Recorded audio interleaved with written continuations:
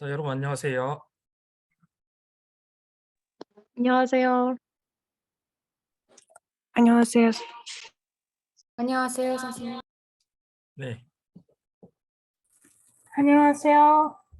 네, 여러분들 사진 찍어야 되니까 화면 다 켜주세요. 혹시 화면을 못 켜는 사람은 여러분 그 셀피 찍은 거라도 올리세요. 알겠죠?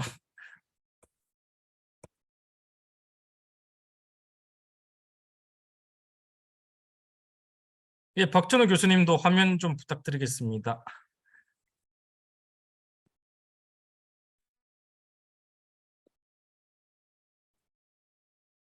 활동을 안 하는데 네. 잠시만요. 네네네. 안 되면 제가 지금 다른 컴퓨터로 빨리 접속을 할게요. 잠시만 기다려주세요. 네, 알겠습니다. 죄송합니다. 예.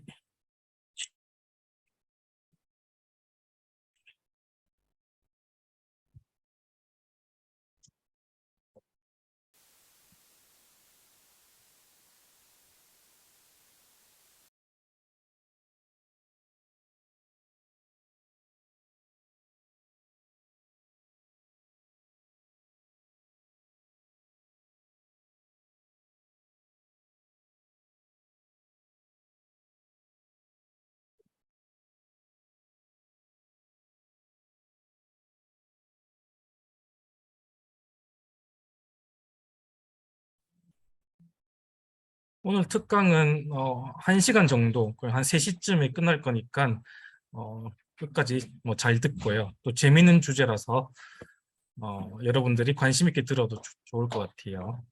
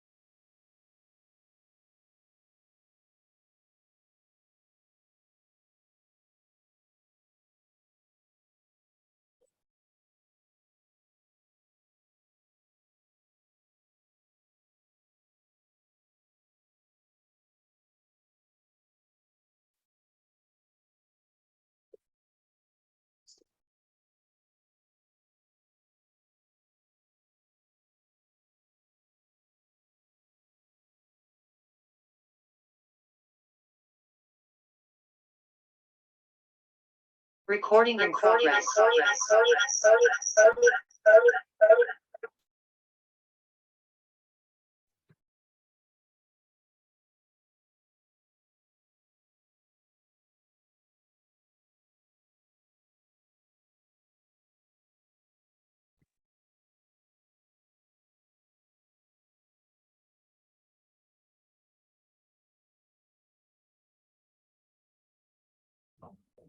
네, 이제 교수님 화면이 나오는 것 같기 때문에 시작을 하겠습니다. 먼저 여러분들 오늘 여러분들에게 강의를 해주실 교수님은 아스타나에 있는 나자르바예프 대학교의 박천호 교수님이시고 여러분이 학교에서 들어보지 못했던 재미있는 주제로 오늘 강연을 해주실 거기 때문에 끝까지 잘 들으면 도움이 될 것 같아요. 그리고 여러분들 시작하기 전에 사진을 찍을 거예요. 사진 찍고 마치기 전에도 또 한 번 더 찍어야 돼요. 그렇기 때문에 여러분 중간에 나가지 말고 끝까지 들어야 돼요. 자, 일단 여러분들 빨리 화면을 켜주세요. 잠시 켜주세요.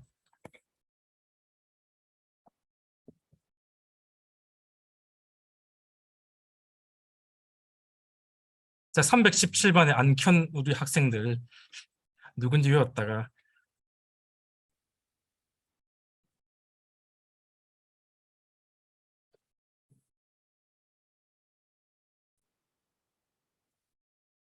자, 계속 기다릴 수가 없으니까 일단 한번 찍고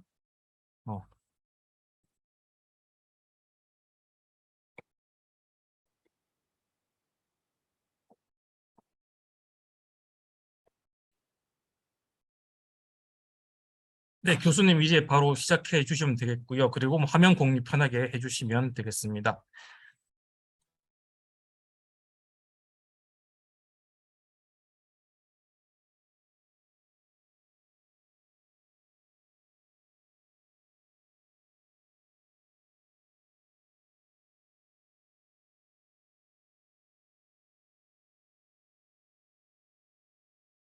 교수님, 제가 지금 화면 공유가 자격이 안 되는데 한번 확인해 주시겠어요? 이제 되십니까?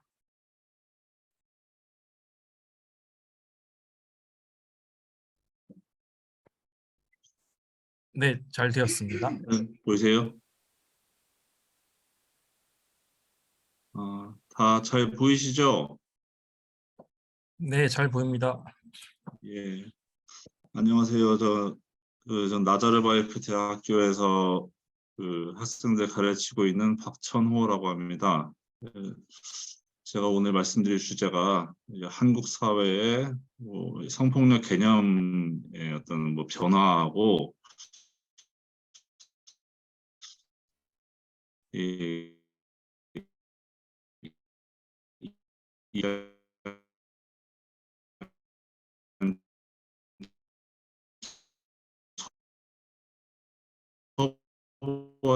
처벌 아주 뭐 이런 부분에 전문적으로 뭐 이제 지식이 있는 사람은 아니라서 사실 그 지난주에 제가 그 알마티에서 그 학술 회의가 있을 때 그 알마티 그 참석을 했었는데 여기 오상호 교수님하고 좀 말씀 제가 원래 좀 잘 알고 이제 좀 말씀을 드려야겠다라고 생각한 부분들은 이제 좀 여러분들이 크게 관심이 없을 수도 있다. 이제 좀 잘 모를 수 있다 말씀을 하셔가지고 그러면 뭐 어떤 내용에 좀 관심이 있으세요? 있으실 것 같으세요? 그 여쭤봤더니 뭐 좀 그 여성 문제라든가 좀 이런 부분이 좀 더 학생들이 좀 더 관심이 있을 것 같다라고 말씀을 하시더라고요. 제가 말씀드리는 속도가 좀 괜찮으신가요? 알아듣기에 좀 잘 이해하실 수 있을 정도의 속도인가요? 맞나요? 괜찮으세요? 아닌가? 자, 여러분 아니에요? 괜찮죠? 저 정도 속도로 너무 빨라요? 말씀하시면 이해할 수 있죠. 네. 고맙습니다. 예, 그래서 이게 아주 최근 이야기는 아니고요. 좀 약간 한 1990년대 좀 옛날이죠. 30년 전 정도부터 좀 예전엔 좀 어떤 식으로 이런 좀 성폭력이라든가 이런 좀 성에 관련된 것들을 어떤 식으로 인식을 했었는지 그리고 그게 좀 어떻게 좀 변화해 왔는지 어떤 사건들을 계기로 해서 좀 변화된 측면들이 있어요. 그래서 좀 그런 부분을 좀 중심으로 말씀을 드리도록 할게요.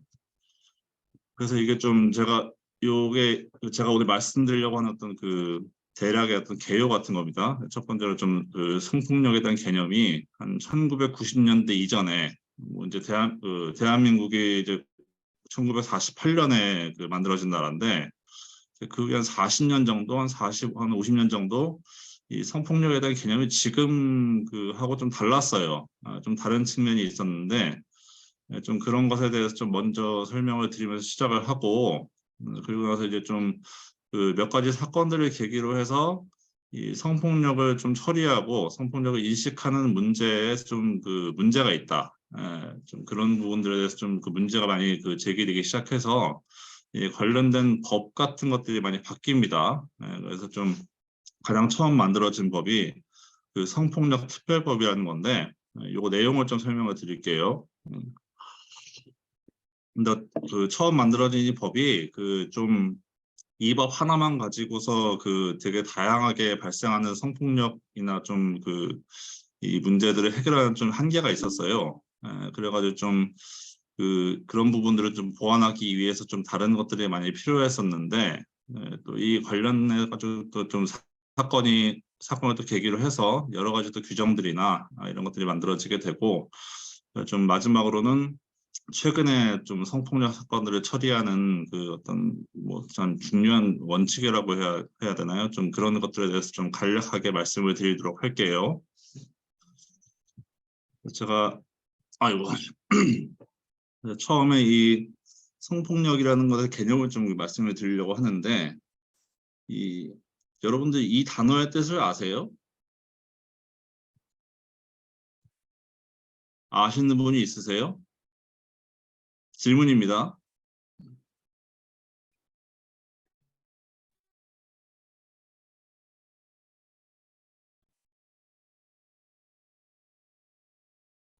이거 찾아봐도 잘 안 나올 수도 있어요. 그 구글 같은 데서는 이게 치면은 잘 안 나와요. 그러니까 첫 페이지에 안 나와요. 좀 뒤로 가야 돼요.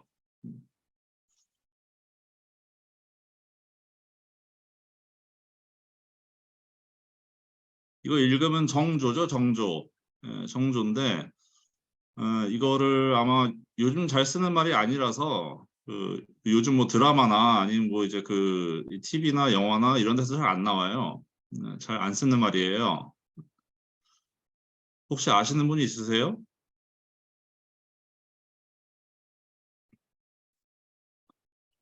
없는 것 같은데, 그쵸? 예. 이게 그 사실 우연히 그 뭐랄까 이 조선시대 왕 이름하고 그 한글은 똑같습니다. 근데 한자가 달라요. 그래서 혹시라도 이게 뭐 왕 이름이다라고 하셨으면 그거 이제 사실이 아닌데 이런 뜻이 있어요. 이 결혼 전에 뭐 성적 관계를 갖지 않는 것, 아니면 이제 결혼 후에도 이 배우자, 뭐 남편이나 뭐 아내가 되겠죠. 남편이나 아내 이외의 사람과 어떤 그 성적 관계를 하지 않는 것을 의미를 해요. 정조라는 게 그래요. 제가 뭐 혹시 뭐 한글 단어를 잘 모르실까봐 약간 좀 어려울 수 있는 단어 같은 경우에는 제가 좀 러시아어를 찾아서 넣었는데 이게 구글 번역기를 통해서 한 거다 보니까 틀릴 수 있습니다. 그런 부분을 좀 감안하고 보세요. 생각하면서 보세요. 그래서 이게 조선시대에 사실 많이 강조되던 조선시대라는 게 이제 대한민국 이전에 그리고 일제 식민지 시기 이전에 한반도에 있었던 왕조인데 그 이전 조선시대 이전 같은 경우는 사실 여성의 어떤 성생활이라든가 아니면 생활 전반이 크게 이게 제한을 받는다거나 그러지는 않았어요. 물론 이게 남자하고 여자하고 아니 똑같이 대접을 받았다는 게 아니라 상대적으로 봤을 때 조선시대에 비해서는 그래도 좀 자유로운 분위기였다고 할 수 있는데 이게 조선시대에 들어오면서 조선시대가 유교 사회 아니겠습니까? 그래서 이 유교에서 강조하는 것 중에 하나 충효 중에 충하고 효는 아마 여러분들이 많이 들어보셨을 거예요. 충이라는 게 조선시대 왕에게 충성하는 신하의 도리를 이야기하는 겁니다. 그리고 효라는 거는 아들이 아버지에게 효도하는 도리를 말하는 건데 이 열이라는 게 좀 낯설죠. 잘 못 보던 말이죠. 이 열이라는 거는 아내가 남편을 섬겨야 하는 도리를 이야기하는 거예요.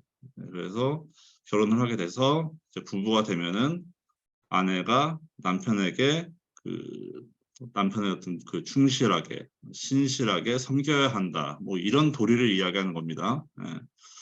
그래서 열이라는 이 어떤 덕목 중에서 가장 중요한 요소가 아내가 남편에게 정조를 바쳐야 한다. 라는 뭐 이런 의미를 가지는 거예요. 다른 말로 하면은 남편이 아내의 정조를 소유하고 있다는 것이 되는 거죠. 그래서 근데 이 정조의 의무가 사실 엄밀히 이야기하면 남편과 아내에게 다 있는 것인데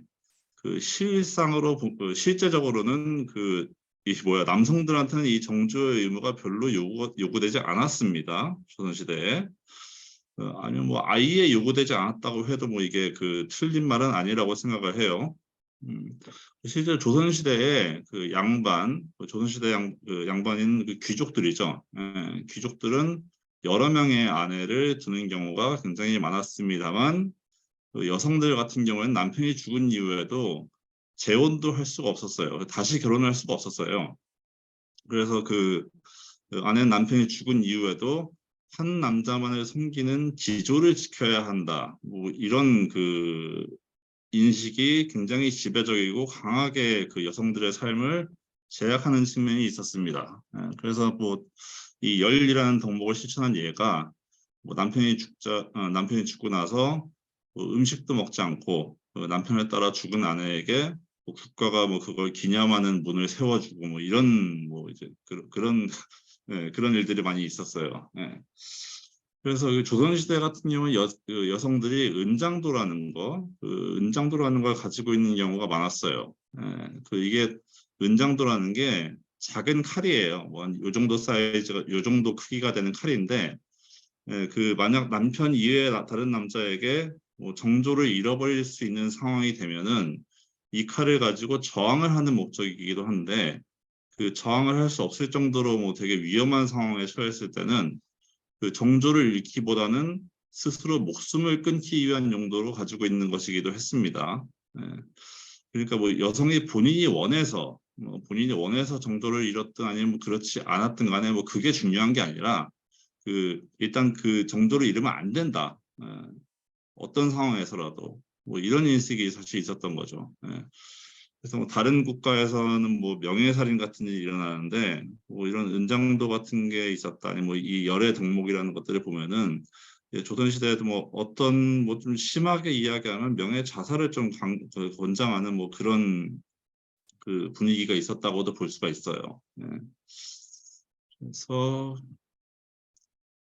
그래서 뭐 여러분들이 아마 이 얘기를 지금 들으면은 아니 뭐 선생님 그 지금 2022년인데 뭐 조선시대 이야기를 왜 하시냐 갑자기 뭐 이런 생각을 하실 수 있어요. 뭐 정조 같은 말을 좀 누가 씁니까? 아니 뭐 저희는 들어본 적도 없는데 저희는 전혀 모르는 얘기인데 그리고 말이 되는 이야기라고 생각을 하십니까? 뭐 이런 생각을 하실 수가 있는데 뭐 여러분 생각들이 맞습니다. 그거는 여러분 생각들이 맞고요.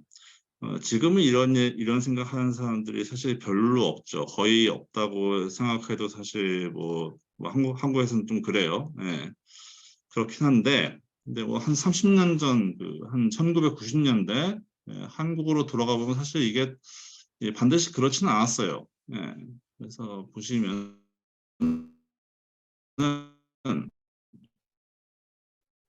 이게 한데 이 제가 이 정조라는 개념을 굳이 이렇게 뭐 시간을 들여서 설명한 이유가 이게 1990년대 중반까지는 정확히 1995년까지 그 성폭력 관련 처벌을 규정하는 법률 조항의 제목에 이 정조라는 말이 들어 있었어요.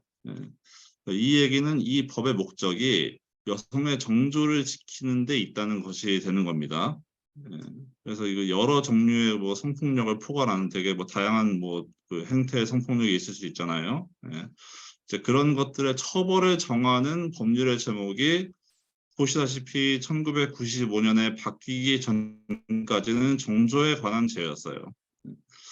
그래서 이 법률을 통해서 또 이 보호되는 대상이 뭐 이걸 뭐 법익이라고 하는데 이 법률을 통해서 보호되어야 하는 대상이 뭐 피해자가 아니라 이 정조를 침해당함으로써 내 명예, 가족의 명예, 그리고 그 정조를 소유한 남편이라고 해석되는 경우가 많았던 거죠. 그리고 뭐 소위 정조를 뭐 이제 보유하지 않은 뭐 소중하게 다루지 않은 여성들은 이 법에 의해 보호의 대상이 아니라는 것을 의미하기도 하는 겁니다.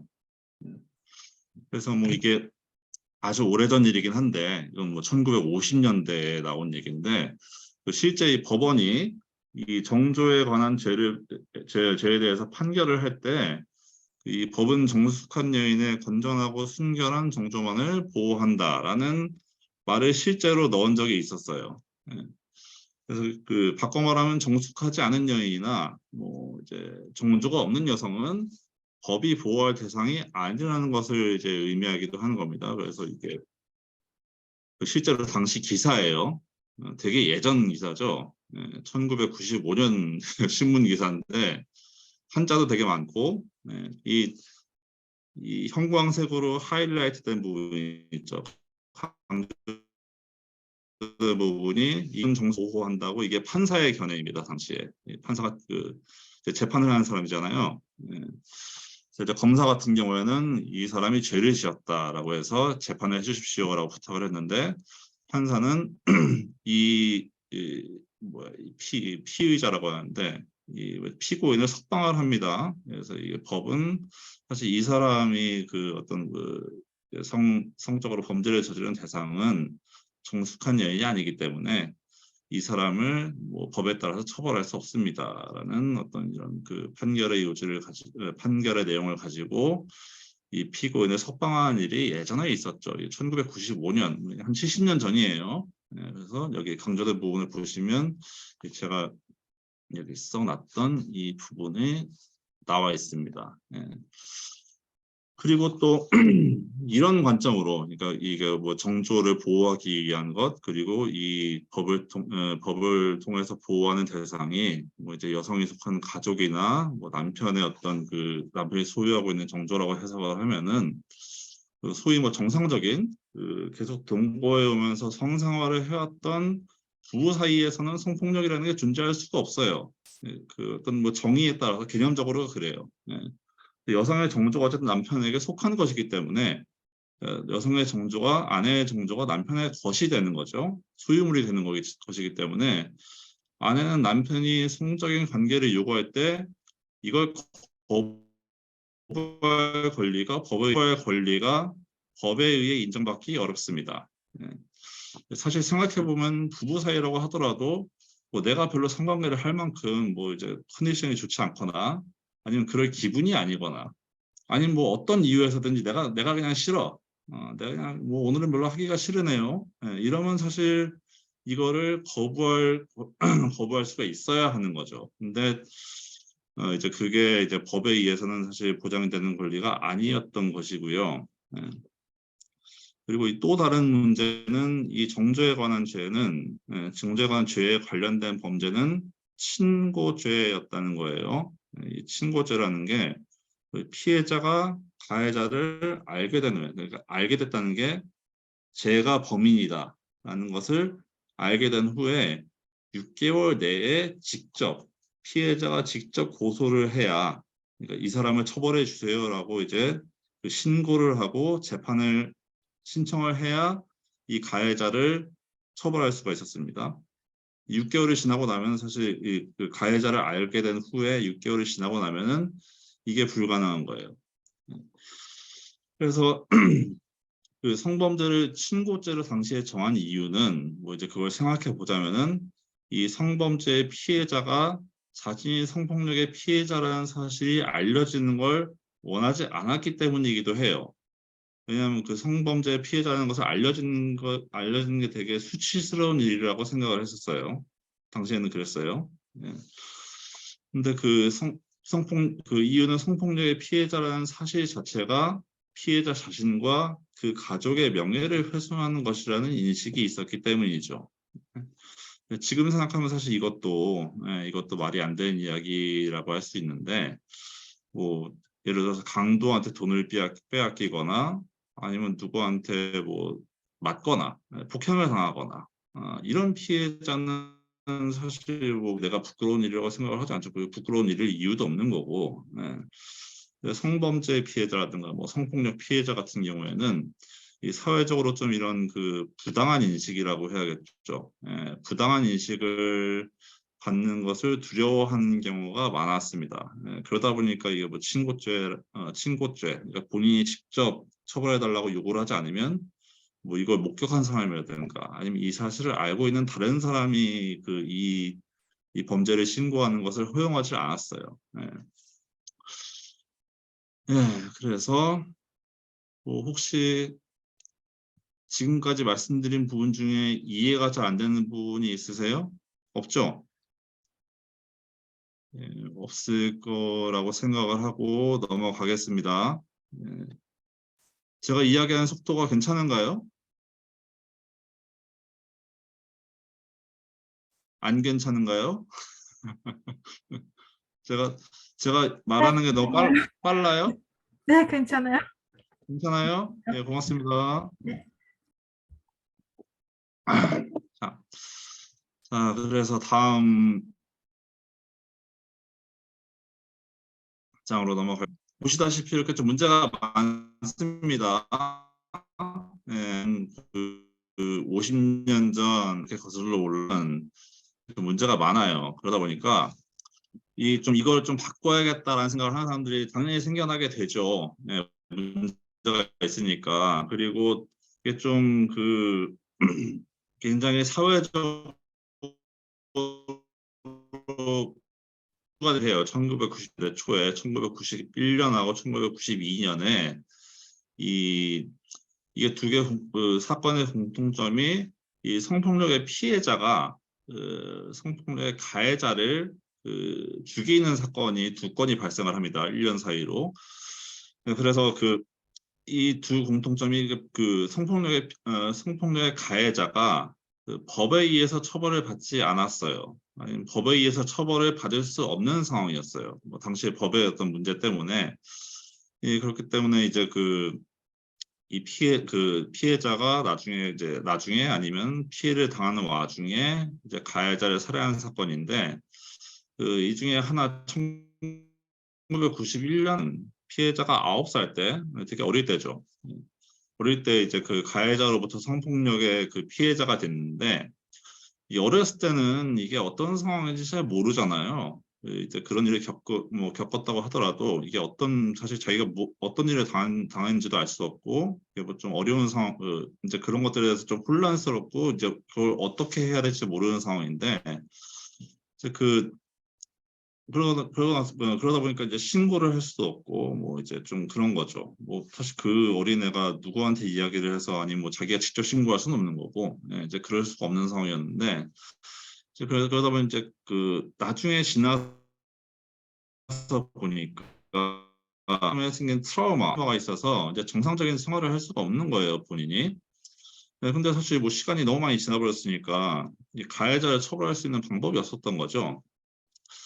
그래서 뭐 말씀드렸다시피 성범죄가 친고죄다 보니까 그래서 이 피해자가 성폭력을 당한 후 22년이 지난 후에 가해자를 직접 찾아가서 죽입니다.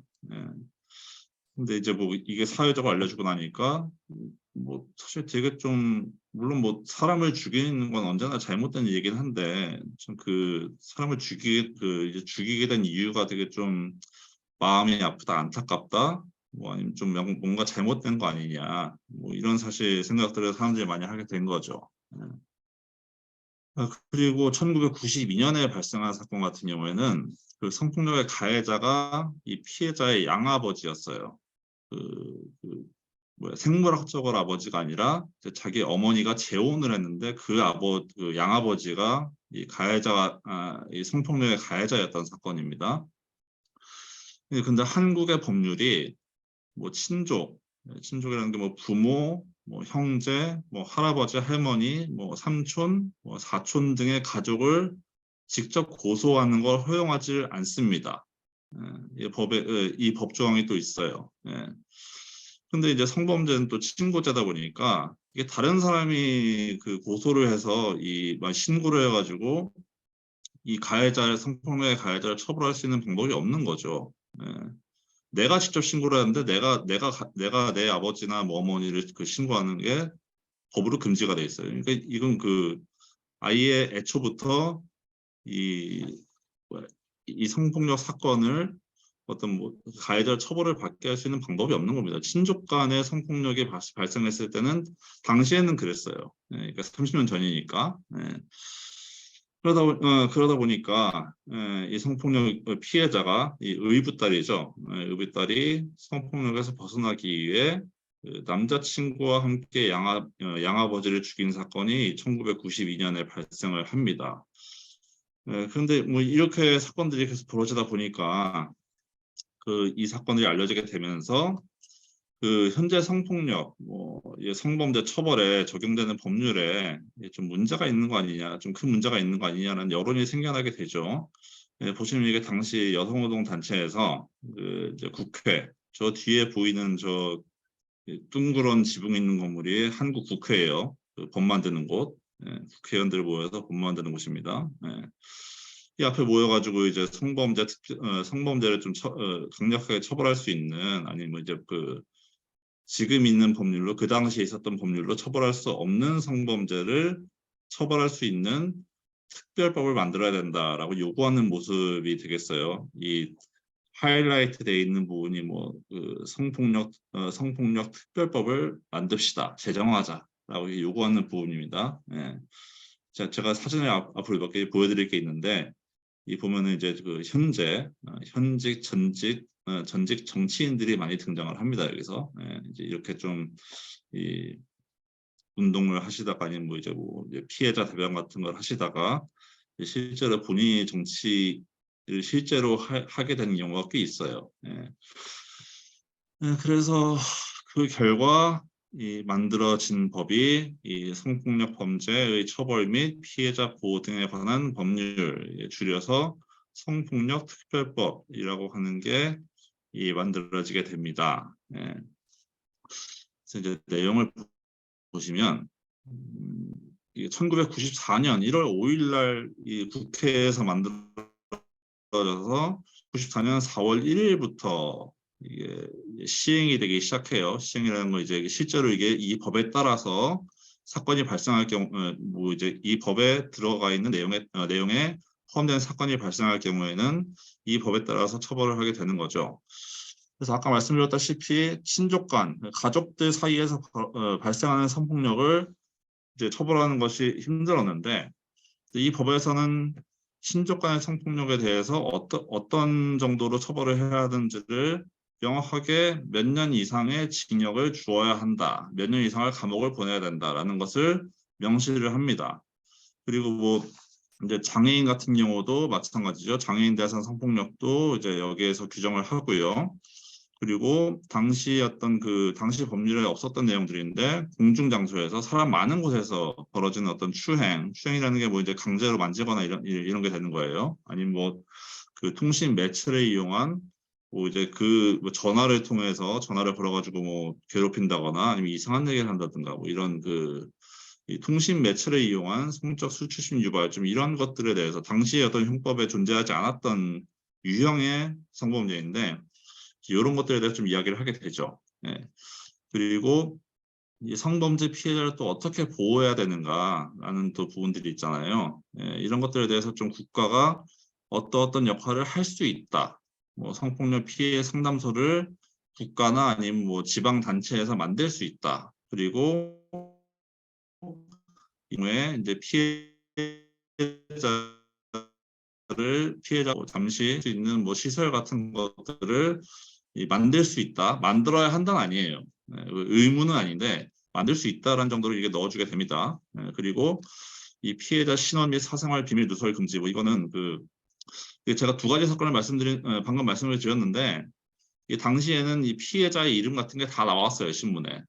누구 사건, 뭐 누구 사건, 이렇게 해서 이름이 막 다 나왔습니다, 신문 같은데.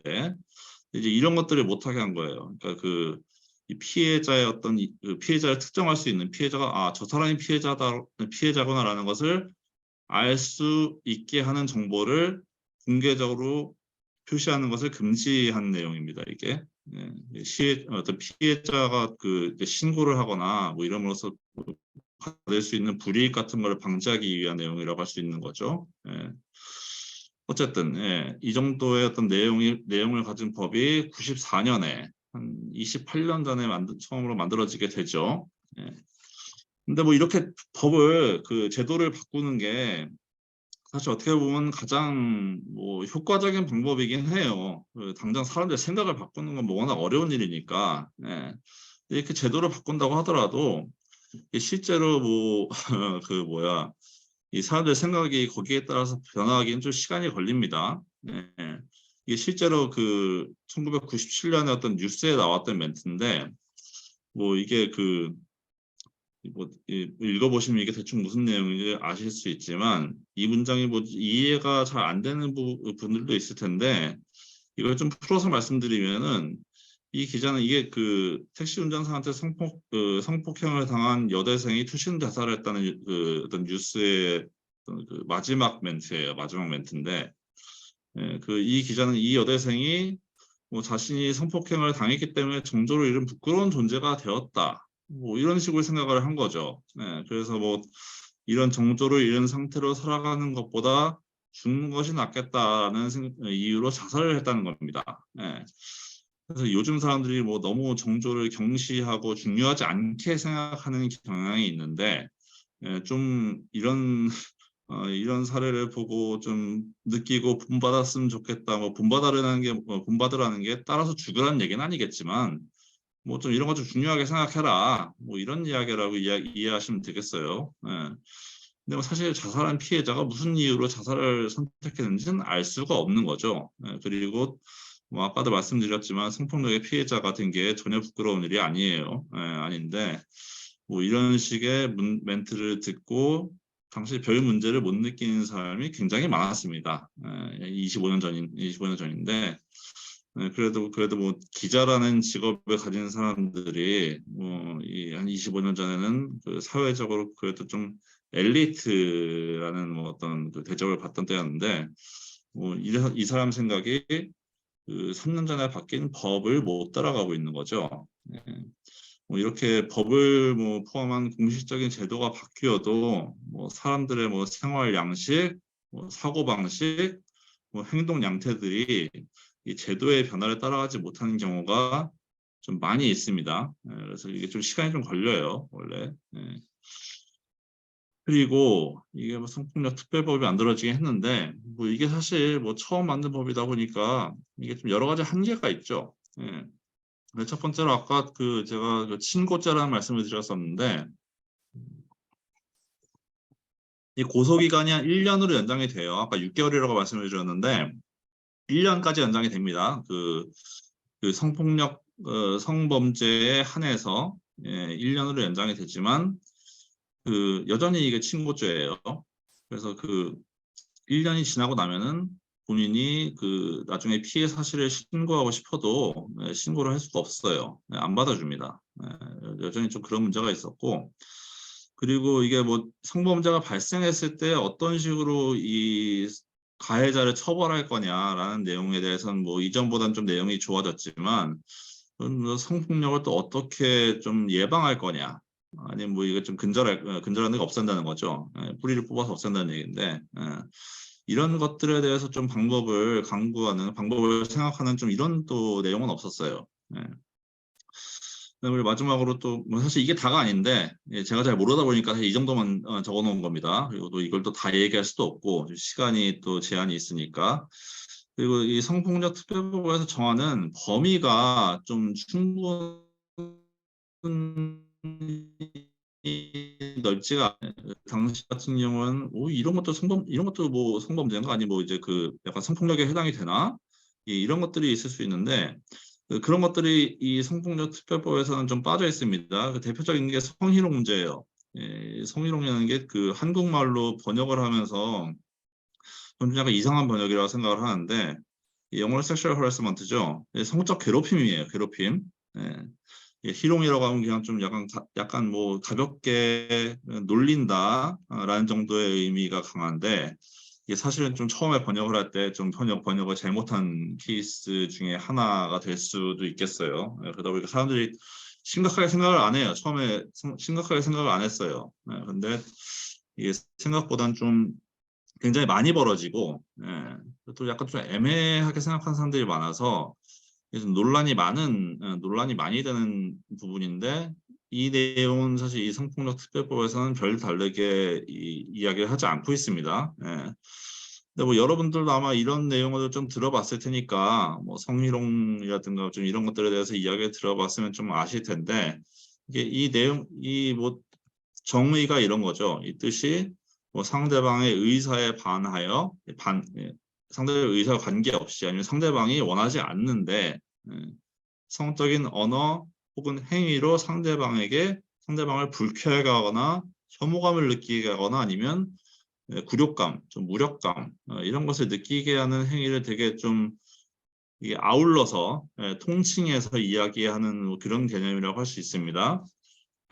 여기에 더불어서 직장 혹은 학교에서 뭐 상대방의 어떤 성적 언동이나 뭐 그 밖의 어떤 관련된 요구에 따르지 아니하였다는 이유로 이런 걸 잘 받아주지 이런 걸 이야기했는데 상당히 좀 불쾌하다는 뭐 표시를 하거나 아니면 뭐 어떤 좀 되게 적절하지 않은 요구를 했는데 이런 것을 받아주지 않았다는 이유로 어떤 그 직장 혹은 학교에서 그 일에 관련된 불이익을 주는 경우, 뭐 직장 같은 경우는 뭐 승진을 안 시켜준다든가, 아니면 뭐 다른 뭐 내가 전혀 모르는 부서로 보내버린다든가, 아니면 학교 같은 경우는 뭐 성적을 안 준다든가, 졸업을 시켜주지 않는다든가, 뭐 이런 뭐 여러 가지 불이익이 생길 수 있죠, 있을 수 있죠. 이런 것들이 어떤 그 뭐 성적 언동이나 이런 것들에 따르지 않았다는 이유로 이제 주어진다면은 이것도 역시 성희롱의 그 한 종류가 될 수가 있습니다. 예.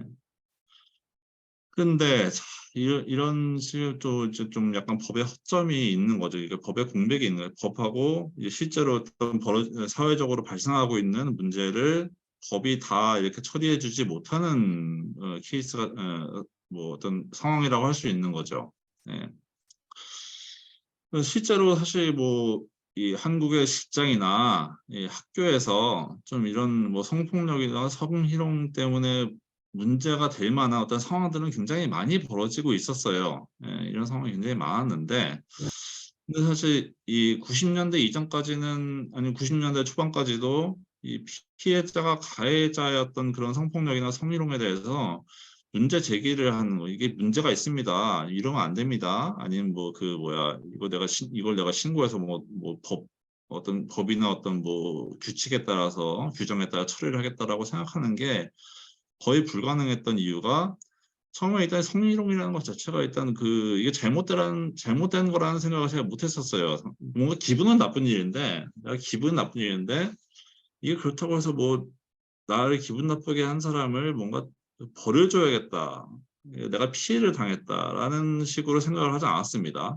예. 이런 거 잘 모르다 보니까 그랬던 이유도 있는 거고. 그 다음은 말씀드렸다시피 이런 뭐 내가 이 사람을 뭔가 벌을 주고 싶어.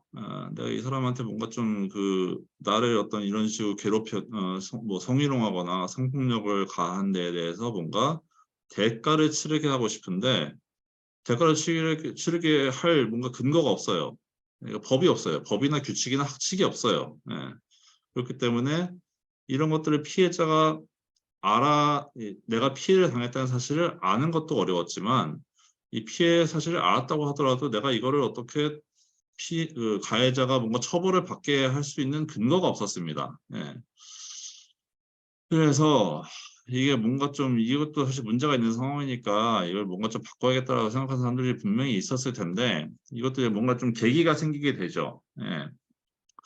그래서 그 서울대학교에 어떤 그 조교로 일하던 대학원생이 있었는데 이 대학원생 조교가 이 당시 그 서울대 화학과 교수이던 신정유 교수한테 성희롱을 당한 사건이 발생을 하게 됩니다. 그래서 이게 그 당시 성희롱 사건이라는 거를 뭐 이제 그 공적으로 이야기를 하고, 그러니까 다른 사람들과 함께 뭐 이야기를 하면서 이게 막 이 사람을 처벌해야 된다는 이야기가 나온 적이 한 번도 없었어요. 이게 처음이에요. 네. 그래서 이게 사건의 어떤 내용은 뭐 이제 그 화학과 조교로 이 피해자가 임용이 되는데 이제 일을 시작한 이후에 이제 뭐 계속 상습적으로 좀 불필요한 신체 접촉, 뭐 팔을 잡고서 좀 뭐 몸을 약간 가까이 밀착을 시킨다든가, 아니면 뒤에서 약간 이렇게 좀 그 일을 도와주는 척하면서 아니면 일을 도와준다는 구실로 좀 이렇게 약간 뒤에서 끌어안는 뭐 좀 이런 약간 자세 있죠. 예. 뭐 이런 것들이라든가 뭐 이제 좀 뭐 성적으로 좀 불쾌한 농담. 아니면 뭐 이제 계속해서 뭐 좀 둘이 좀 뭐 같이 뭐 산책을 하자, 둘이 뭐 식사를 하자, 둘이 좀 어디를 가자, 뭐 등등의 어떤 이런 본인이 원하지 않은 요구를 계속해서 거부를 했음에도 이제 받았던 거죠. 예. 그래서 그러다가 좀 계속 이제 그런 상황이 한 몇 달 동안 계속되니까 이러지 좀 마시라. 나는 뭐 싫습니다. 나 이제 싫으니까 좀 이런 거 좀 하지 마시라고 이제 이야기를 했던 모양이에요. 예, 그러니까 이제 이 교수가 좀 뭐 불쾌했는지 어땠는지 모르겠지만 그 피해자가 일을 하지 못하도록 좀 간접적으로 방해를 하고 좀 피해자에 대한 좀 부정적인 이야기를 다른 사람들한테 하기도 하고, 아니 뭐 이제 일을 계속 방해하면서 일을 잘 못하게 하니까 좀 다른 사람들 보기에 이 사람이 일을 잘 못하네 라고 생각을 할 수 있잖아요. 그래서 원래 이 피해자는 일을 좀 더 하고 싶었는데 그 1년 정해진 어떤 계약 기간이 끝난 이후에 다시 임용이 되지 못합니다. 이제 그러고 나니까 이 피해자가 뭔가 여기에 대해서 좀 내가 이런 일을 겪고 사실 이후에 다른 사람들이 또 이런 일을 겪을 수가 있잖아요. 그러다 보니까 좀 이런 부당함을 좀 알려야겠다. 물론 여기에서 뭔가 내가 뭐 신고를 하거나 아니면 뭐 이제 뭐 법이 있거나 학교에 규칙이 있으면은 그냥 그대로 뭐 처리를 하면 되는데 뭐 신고를 할 데가 없어. 이거 뭐 어디다가 뭐 알려도 거기서 뭘 해줄 수 있는 게 없는 거예요. 그러니까 이 도서관 앞에다가 크게 이 장문의 어떤 이거 한국의 대자보라고 그러는데 이거를 붙여요. 내가 이런 일을 당했고 이런 일이 있었다라는 것을 이제 크게 이제 도서관 앞에다 붙입니다. 이걸 붙이니까 이제 이 신 교수는 이런 허위 가짜 사실을 이 사람들한테 다 이야기해가지고 내 명예가 크게 떨어졌다. 내 명예가 훼손됐다라고 하면서 이 피해자를 고소합니다. 명예훼손죄가 있어요.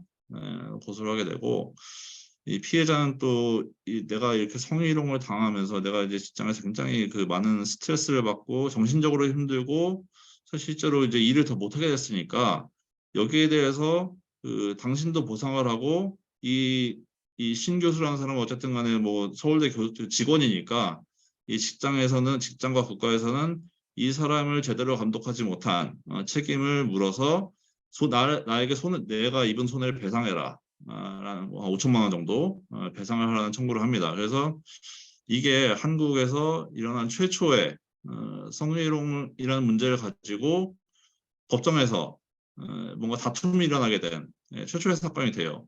물론 이게 뭐 성희롱 관련 성범죄 관련해서 뭐 여기에서 지게 되면 감옥을 가게 되고 이런 사건은 아니었어요. 그래서 이게 누가 이 손해배상 청구 같은 경우에는 만약에 이 피해자가 소송에서 이기게 되면 뭐 자기가 청구한 어떤 돈이나 아니면 그만큼의 돈은 아니더라도 어떤 일부의 돈을 받게 되는 아니면 뭐 이제 이제 가해자가 만약에 소송에서 이겼으면은 그냥 이 사건은 이 피해자가 성희롱 피해를 당했다는 사실이 인정되지 않게 되는 거죠.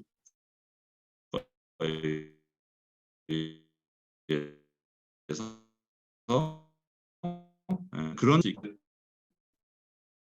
그래서 여성의 어떤 권익 신장을 위해서 노력하는 사람들이 있었으니까 이 피해자가 손해배상 청구를 했다는 것을 알게 되면서 이 사람을 내가 법정에서 대리하겠다. 아니면 이 사람이 뭔가 활동을 하는데 내가 지원을 해주겠다라는 사람들이 굉장히 많이 도와줍니다.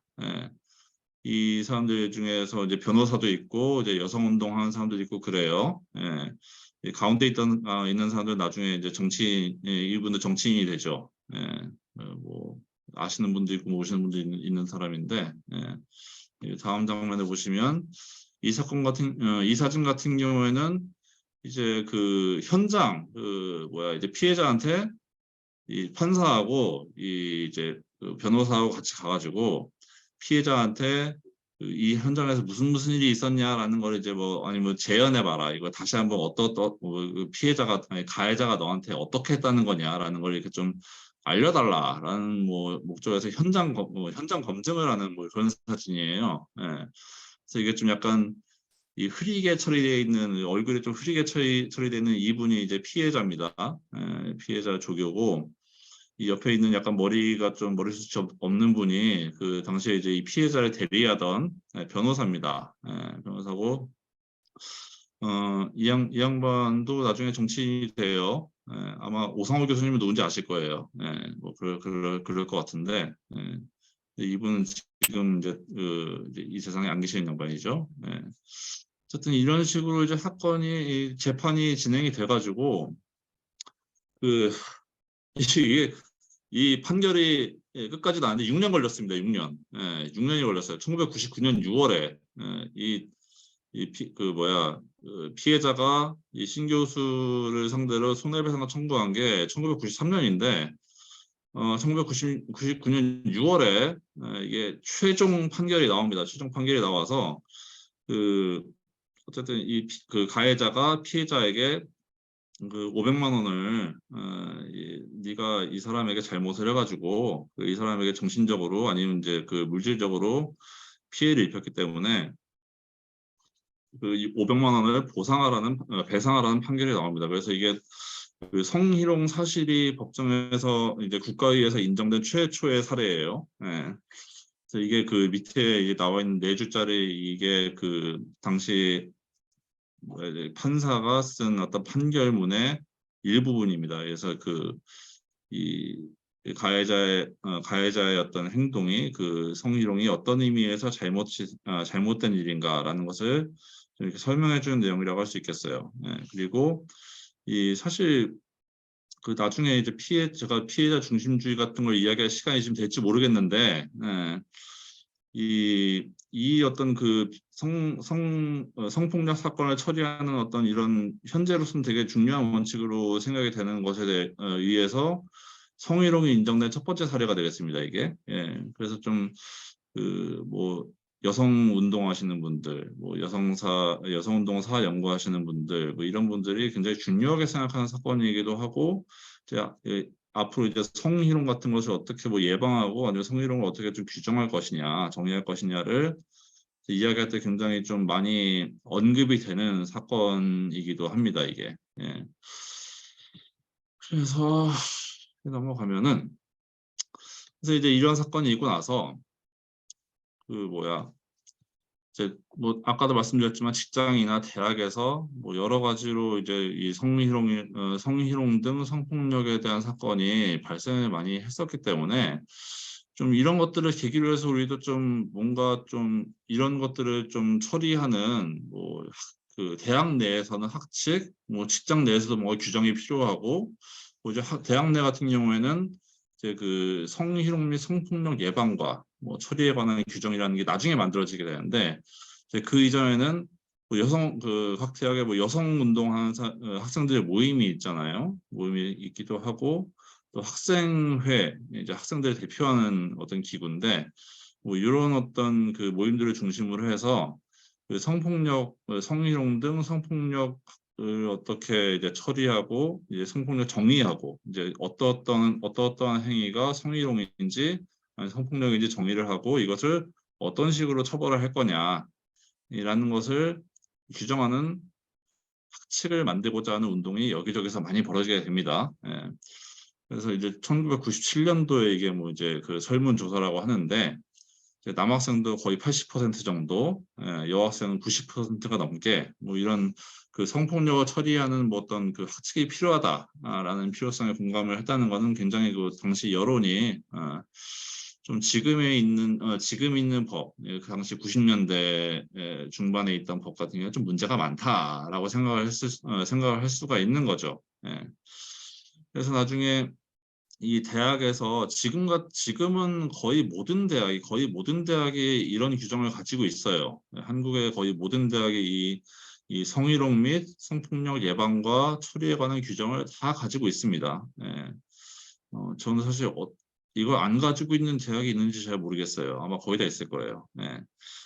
그래서 이런 법을 만들어야 된다. 그러니까 대학 등 공공기관은 이런 어떤 법을 만들어야 된다는 게 1999년에 제정된 남녀차별금지법, 남녀차별 금지 및 구제에 관한 법률, 그리고 이후엔 이 법을 대체하게 되는 여성발전기본법에 이런 규정을 만들어야 된다는 내용이 있어요. 그래서 대학을 포함한 모든 공공기관은 구성원을 성폭력으로부터 보호하고 이를 뿌리 뽑기 위해서 위한 조치와 이런 어떤 성폭력 사건들을 담당하는 어떤 상담소 조직과 운영에 관련된 이런 규정을 두어야 한다라는 내용이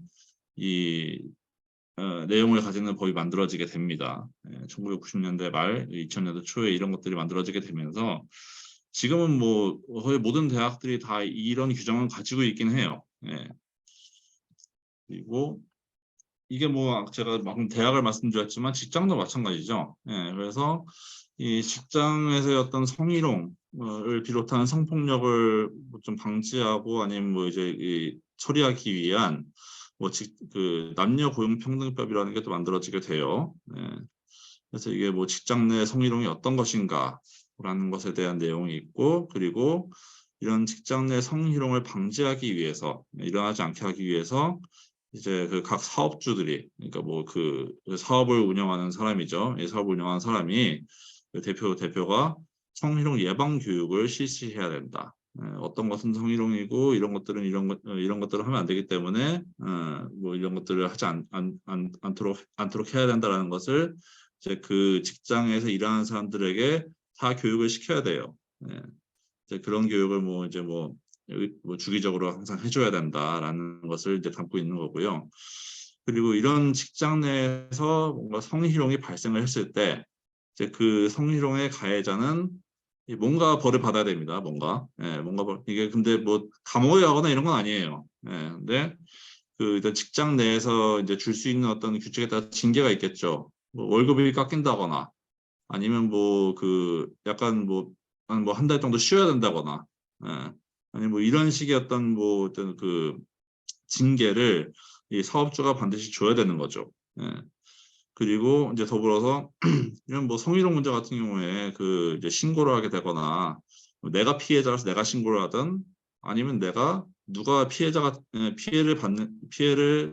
당하는 걸 봤는데 내가 그걸 신고하는 신고자가 되든 이런 것 때문에 어떤 내가 직장에서 뭐 불이익을 받아서 안 된다라는 내용도 사실 같이 가지고 있습니다. 그래서 뭐 이제 이게 아마 마지막이 되겠죠. 그래서 이런 그 성폭력 사건, 성희롱 사건이 아까 얘기했지만 이 성희롱 사건이라는 게 좀 개인의 어떤 주관적인 어떤 내가 이제 불쾌감을 느꼈거나 내가 뭐 혐오감을 느꼈거나 뭐 굴욕감을 느꼈거나 이런 게 좀 개인적인 경험에 의해서 판단이 되는 것이다라고 생각되는 경향이 있기 때문에 자, 그건 어떤 식으로 이거를 좀 이제 성희롱 사건이라고 우리가 판단을 해야 되느냐. 그래서 이게 좀 가장 많이 이야기가 되는 내용이 이제 피해자 중심주의라는 거예요. 그래서 이게 좀 약간 이것도 좀 오해가 많이 되는 그 개념이기도 합니다. 그래서 이게 내용은 간단히 이야기하면 이제 범죄 사건, 이거 뭐 성범죄도 일단 범죄 사건이라고 생각을 하면은 범죄 사건이나 아니면 뭐 이제 그 어떤 사건을 수사하거나 뭐 해석할 때 판단할 때 어떤 피해자의 진술과 주장을 가해자의 의도와 경험보다는 우선시하는 관점이라고 해요. 근데 이제 이거를 이렇게 생각을 해야 되는 뭐 이유는 이 성폭력 범죄 같은 경우에는 보통 증인이 없습니다. 보통 둘이 있는 상황에서 벌어지는 경우가 많아요. 이게 이 범행 장소가 뭐 어떤 뭐 가해자의 집이거나 피해자의 집이거나 아니면 뭐 좀 둘만 있는 되게 좀 사적인 공간이거나 아니면 공적인 공간이라도 둘만 있었던 경우 이런 식의 어떤 케이스가 많기 때문에 이제 뭐 다른 사건들 뭐 절도 뭐 강도 뭐 이제 폭행 같이 이런 사건들과 같은 방식으로 피해자한테 네가 피해를 받았다는 사실을 증명해봐라라는 것을 이야기하기가 굉장히 어렵습니다.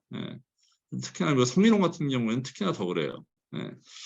그래서 최소한 이렇게 피해자의 진술과 주장을 우선시한다면은 피해자가 피해 사실을 자신의 관점에서 정확하게 진술할 수 있도록 최소한 환경을 조성을 해줘야 된다는 이야기가 됩니다. 그래서 이제 이 피해자가 최소한 편안하게 본인의 어떤 피해 사실을 진술할 수 있도록 환경을 만들어주기 위해서 이런 식의 어떤 질문들, 아니 더 좀 강하게 저항을 하지 왜 당하고만 있었어? 라는 질문이라든가 아니면 네가 뭔가 가해자가 뭔가 오해할 만한 뭐 그런 행동을 했던 거 아니야? 아니면 뭐 그런 발언을 했던 거 아니야? 라는 식의 어떤 질문이라든가 아니면 너 평소에 네 직업의 특성상 좀 그런 것들을 당하기가 좀 쉬운 그런 분야에서 일을 하고 있지 않아? 등등의 뭐 이런 어떤 부당한 질문들을 배제하는 것. 이런 질문들 하면 안 된다. 이게 사실 뭐 2차 가해라고 뭐 이야기하는 부분이기도 한데 여기에다가 뭐 네가 더 조심을 했어야지. 아니 뭐 밤늦게 네가 돌아다녀서 이렇게 그런 일을 당하는 거 아니야. 아니 뭐 아니 왜 글로 왔어? 딴 데로 안전한 좀 밝은 데로 왔으면 왜 그런 일 안 당했을 텐데. 라는 식의 어떤 그 범죄의 피해 어떤 그 성폭력의 피해를 당한 책임이 피해자에게 있다는 식의 어떤 이런 식의 어떤 질문으로부터도 좀 피해자를 보호를 해야 된다. 라는 어떤 주요 골자가 됩니다. 주요한 내용이 됩니다. 이 피해자 중심주의라는 것에 다 이게 들어가 있는 내용이에요. 근데 이게 제가 오해가 많다고 이야기했던 이유가 사실 이건데 이 피해자 중심주의라는 게 또 피해자의 뭐 절대주의라는 게 내용이라는 게 그 뭐야 이 피해자가 하는 어떤 이야기를 다 믿어줘야 돼. 피해자가 하는 게 다 맞아. 이 틀리지 그 가해자가 어떤 다른 이야기 하든 간에 피해자가 한 이야기가 무조건 맞다라는 얘기가 아니에요. 그래서 피해자에게 사건에 대한 판단 기준 전체를 이렇게 다 줘버린다든가 아니면 뭐 어떤 가해자의 피해자가 어떤 같은 공간에서 겪은 경험이 있는데 그 경험을 피해자만이 정확하게 해석할 수 있다라는 어떤 그런 관점을 가진 것도 아닙니다. 그리고 뭐 이게 만약에 뭐 성범죄 성 어떤 폭력 사실이 뭐 맞다고 하더라도 그 처벌의 수위 어떤 처벌을 받아야 되는가라는 것에 대해서도 이걸 결정할 수 있는 어떤 권한이 피해자에게 있는 것도 아니에요. 그래서 좀 이 성폭력 사실이나 성폭력 사건을 해석하거나 아니면 뭐 이제 판단함에 있어서 이제 일반적인 어떤 그 다른 범죄를 판단하는 상식에 근거해서 이 성폭력 사건을 이제 판단하게 되면은 근데 뭐 사회 자체가 남성 중심적인 어떤 사회인 경우가 뭐 됐다 이, 이, 이, 그 남사회적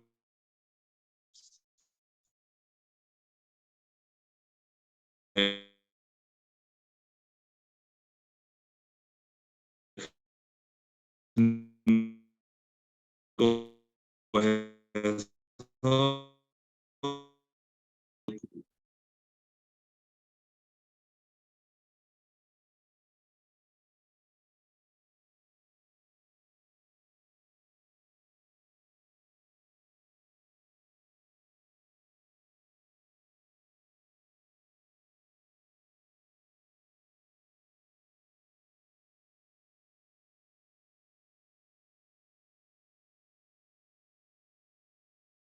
그래서 이제 뭐 시간이 좀 지나가지고 그래서 좀 뭐 좀 사회 좋아졌냐 라는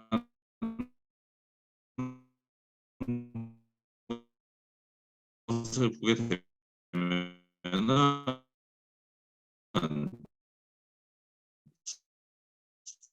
이렇게 쭉 돼 있는 이런 거 이제 언론에서 이제 그 뭔가 좀 노력을 많이 했는데 이 사실은 계속, 피해자는 계속 늘어나고 있네 라는 이야기를 많이들 합니다. 근데 사실 이건 좀 그렇게만 해석할 수 없는 부분이 있어요. 제가 뒤에 또 보여드리겠지만 그 예전 같은 경우는 이게 그 성폭력 저희가 피해를 당해도 신고를 하지 않는 경우가 굉장히 많았습니다. 뭐 말씀드렸다시피 그 성폭력 피해자가 됐다는 사실 자체를 이 수치스러워하거나 수치스러워해야 된다라고 강요하는 사회적인 분위기가 있었기 때문에 뭐 90년대 이전 아니면 90년대 이전 아니면 90년대에도 그 실제로 성폭력 피해자가 성폭력 사실을 신고하는 경우가 비율이 굉장히 낮았어요.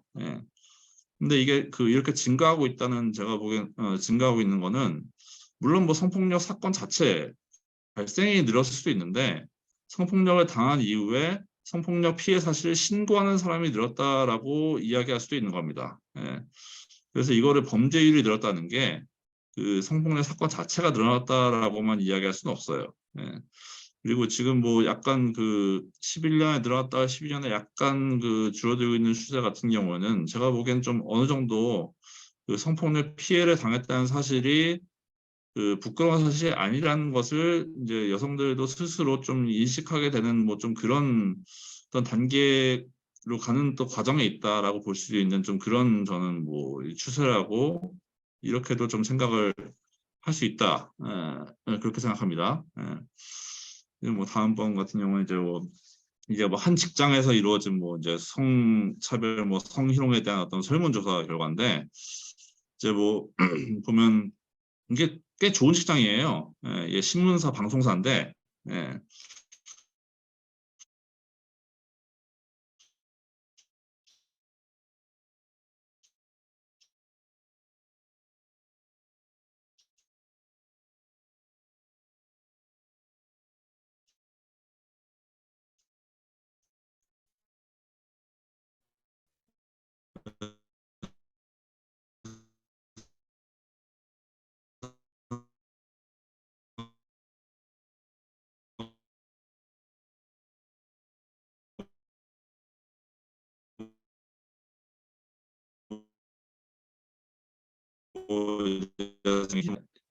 이 실제로 본 사람 중에서 아니면 뭐 이제 전체적으로 봤을 때 이 신고한 사람이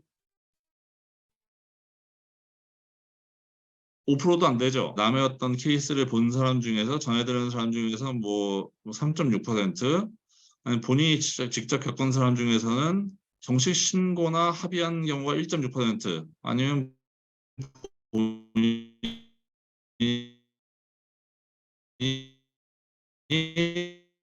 뭐 괜히 뭐 좀 귀찮게 그러고 싶지 않다, 아니면 괜히 이런 식으로 신고했다가 뭔가 불이익을 받을까 좀 걱정이 된다라고 생각하는 경우도 있는 거죠. 예.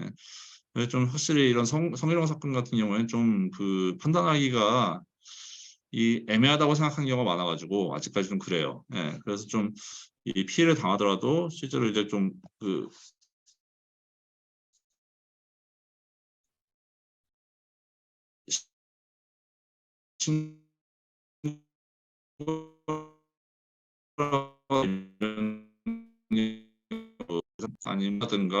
아니면 교수라든가 아니면 뭐 연인 후배 등등에서 이 성희롱이라든가 성폭력을 당하는 경우가 아직까지도 꽤 있습니다. 그래서 이건 뭐 이제 본인이 경험했다고 생각하는 사람 중에서 그 가해자가 누구였느냐라는 어떤 질문에 대한 답이에요.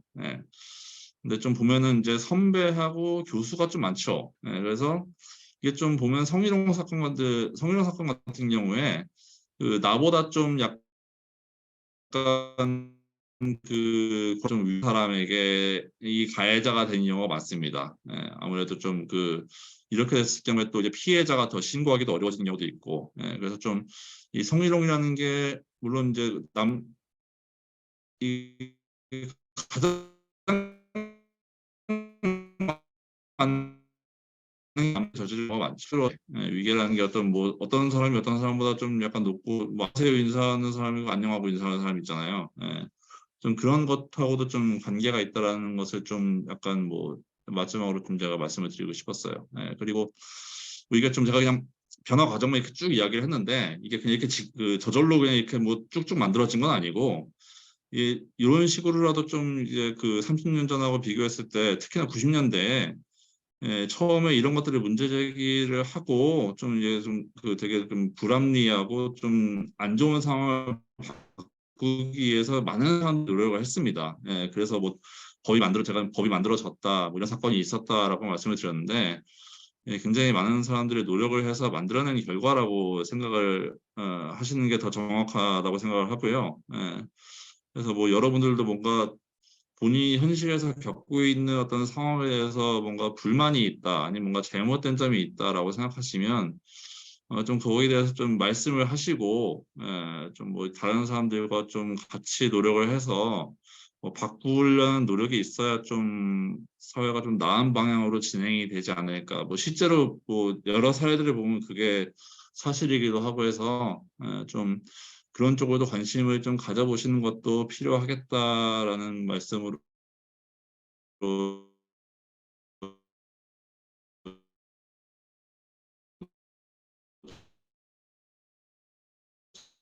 제가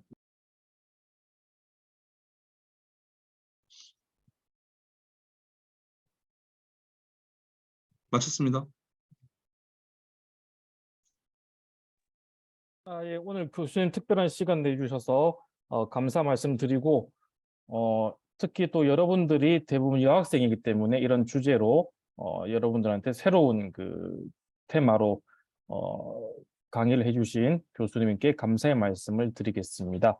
여러분 중에 오늘 강의하신 내용 중에 궁금한 점이 있는 사람은 뭐 한 명, 두 명이라도 질문 한번 해주세요.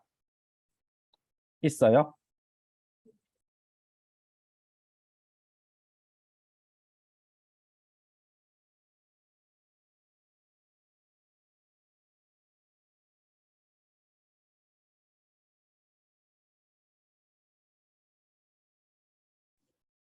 안녕하세요. 저는 질문 하나가 있어요. 예. 요즘 한국에서는 여성의 인권이 남성의 인권보다 강합니까? 그 여성의 인권이 남성의 인권보다 강하냐, 더 여성이 그 강한 권리를 가지고 있냐, 라는 말씀을 하시는 거예요?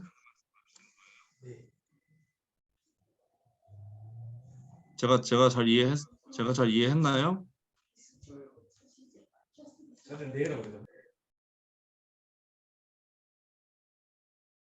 맞나요?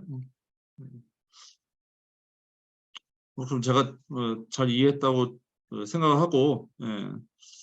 저는 그 여성의 인권이 남성의 인권보다 강하다라고 생각하지는 않습니다. 예, 그건 뭐 제 생각에 그렇게 생각하는 사람들이, 그렇게 주장하는 사람들이 있어요. 예, 그러니까 뭐 여러 가지 특히나 사실 제가 지금 1990년대 아니면 그 이전 말씀을 많이 드렸는데, 예, 그때를 생각하면 사실 뭐 굉장히 눈에 보이거나 정도가 강한 차별이 많았는데, 이후에 계속해서 좀 여성의 인권을 그래도 보호하고 높이는 방향으로 이 여러 가지 상황이 진행이 됐기 때문에, 오히려 이제 지금 2022년 뭐 이렇게 되니까 여성의 인권이 더 강하게 이제 되었다, 남성보다, 라는 이야기를 하시는 분들도 있는데, 뭐 저는 개인적으로 그렇게 생각하지는 않습니다. 예, 그렇게 생각하지는 않고요.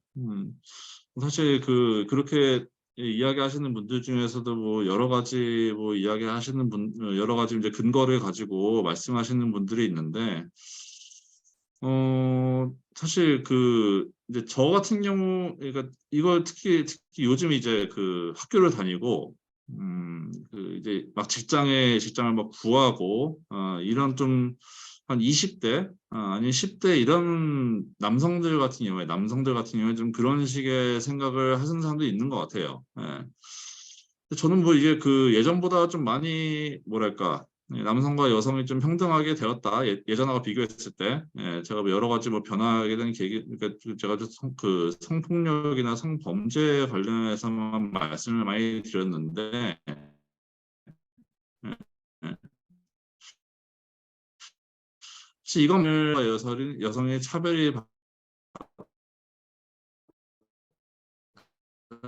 받았던 뭐 업무를 평가를 받을 때도 약간 줘서 안 되는 이 법도 만들어지고 해서 예전 확실히 여성들이 더 남성에 비해서 좀 더 좋은 대접을 받고 있는 건 맞지만, 예전에 비해서입니다. 상대적으로 그렇긴 한데, 전 지금 뭐 여성들이 남성보다 더 강한 인권을 가지고 있다, 강한 권리를 가지고 있다, 라고 생각하진 않아요. 예, 지금 뭐 실제로 직장에서 이제 뭐 직장을 구할 때, 아니면 직장에서 또 승진을 할 때, 아니면 뭐 직장에서 또 어떤 보수를 받을 때, 돈을 받을 때, 임금을 받을 때, 뭐 이런 것들을 봐도, 저는 사실 뭐 여성이 더 강한 인권을 가지고 있다라고 이야기하는 건 좀 현실하고 좀 안 맞는다고 생각을 해요. 예, 개인적으로 좀 그래요.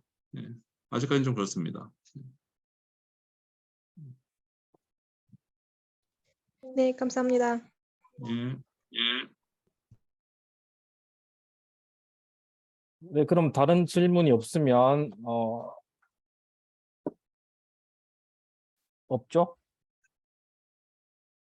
네, 교수님 그럼 그 이번 저희 대학교를 위해서 특강해 주신 것에 대해서 다시 한번 감사의 말씀을 드리고 예, 모두들 예, 수고하셨습니다. 감사합니다. 네, 다음에 뵙겠습니다. 감사합니다, 선생님. 감사합니다. 예. 감사합니다. 발표를 잘 들었습니다. 예.